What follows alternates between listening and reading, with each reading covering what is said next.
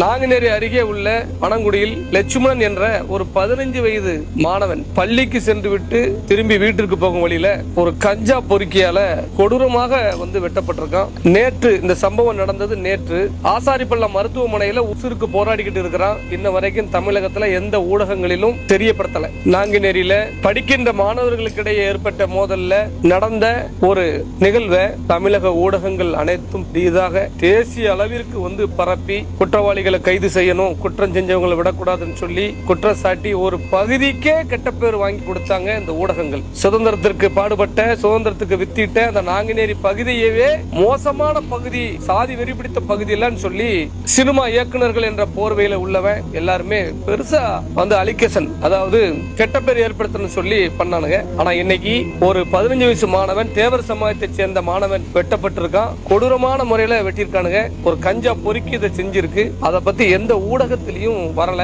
அப்படிங்கும் போது என்னோட சமுதாயத்தை சேர்ந்தவன் பாதிக்கப்படும் போது நான் தான் அதை வெளியே சொல்ல வேண்டியிருக்கு. என்னோட ஊடகத்துல தான் காட்ட வேண்டியிருக்கு. இது தமிழ்நாட்டில் உள்ள சாதி ஒழிப்பு போராளிகள், தன்னுடைய சொந்த சாதிக்கு மட்டும் உழைக்கக்கூடியவர்கள், அதை வைத்து விளம்பரம் தரக்கூடியவர்களுக்கு எல்லாம் இந்த மாணவன் வெட்டப்பட்டது தெரியாதா? ஏன் அவன் மாணவன் தானே, ஏன் அவனை எல்லாரும் போய் நீங்க பார்க்கல, அதை பத்தி ஏன் பேசல? ஏன்னா வெட்டுப்பட்டது, பாதிக்கப்பட்டது தேவர் இனத்தை சேர்ந்தவன், பட்டியல் இனத்தை சேர்ந்த மாணவனா இருந்தா இன்னைக்கு சென்னையில இருந்து எல்லாரும் கிளம்பி வந்திருப்பீங்க.